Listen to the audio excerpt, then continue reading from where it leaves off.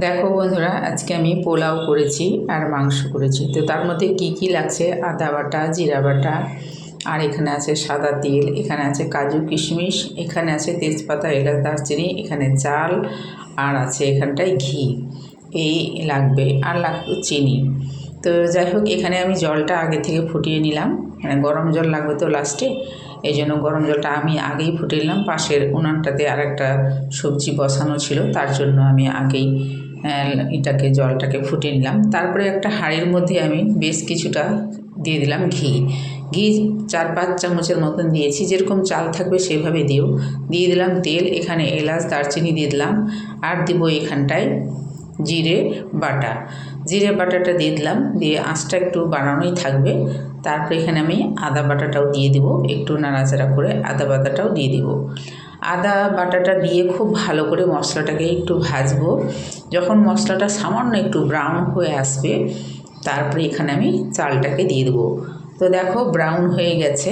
তো এবার আমি চালটাকে দিয়ে দেবো। চালটা হলো গোবিন্দভোগ চাল। তো এই পোলাওটা গোবিন্দভোগের চাউলেরই খুব ভালো হয় খেতে। তো দেখো কি সুন্দর লাল হয়ে গেছে। আর অনবরত নাড়তে হবে, কারণ নিচে লেগে যেতে গেলে মানে পুড়ে যাবে আর কি মশলাটা। সেই জন্য একটু আঁচটা বাড়ানোই থাকবে। তারপর দিয়ে দেবো আমি চালটা আমি আগের থেকে ধুয়ে শুকিয়ে রেখেছিলাম, আর একটু ঘি মাখিয়ে রেখে দিয়েছিলাম। তারপরে এখানে আমি আঁচটা বাড়ানোই থাকবে। তারপরে আর চালটাকে খুব ভালো করে ভাজবো। চালটা দেখবা একটু একটু করে ফুটবে। যখন খুব ভালো করে ভাজা হয়ে যাবে, কাঁচাতে দেবে না জল, যখন ভালো করে একটু একটু করে ফুটবে তখনই জলটা দিয়ে দেব। জলটা দিয়ে দিলাম পরিমাণ মতো। তো এই জলটাই হলো সবথেকে মেন। তো তোমরা মানে চাল থেকে 2 আঙুল 2.5 আঙুল উঁচুতে জলটা থাকবে, এইভাবে জলটা দিবা। তারপরে স্বাদ মতো লবণ হলুদটা দিয়ে দিলাম। দিয়ে বেশ কিছুক্ষণ ভালো করে ফুটবে। যখন আঁচটাকে বাড়ানোই থাকবে, এতক্ষণও বাড়ানোই থাকবে। তারপরে খুব ভালো করে যখন ফুটছে, দেখো এখানে কাজু কিশমিশটাও দিয়ে দিলাম, তেজপাতাটাও দিয়ে দিয়েছি।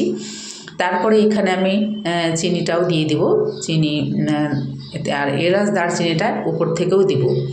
তারপর দিয়ে একটু মানে ফুটছেই আর কি, আঁচটাকে বাড়ানোই আছে, এখনও আঁচটা বাড়ানোই থাকবে। যখন কমাতে বলবো তখন কমাবে। তারপরে ফুটে যাচ্ছে। তারপর এখানে স্বাদ মতো আমি চিনিটাকেও দিয়ে দিলাম। চিনিটাকে দিয়ে একটু নাড়াচাড়া করবো, আঁচটা এখনও বাড়ানোই আছে। তো এইভাবে তোমরা করবে, খুবই ভালো হয় খেতে পোলাও। আমার পোলাও রান্না আমি আমার শাশুড়ির কাছ থেকে শেখা। আমি আগে পারতাম না। তারপরে উপর থেকে ঘি দিয়ে দিলাম 2 চামচের মতন। আর দেখো এবার আমি আঁচটাকে কমিয়ে দিলাম। তারপরে এখন এই যে এটাকে জলটা অনেকটা টেনে নিয়েছে। এবার আমি গ্যাসটাকে বন্ধ করে দেব, ভাপে ভাপে হয়ে যাবে। তো এইভাবে তোমরা পোলাও করবে। আর এদিকে মাংস দিয়ে আমরা খেয়েছি।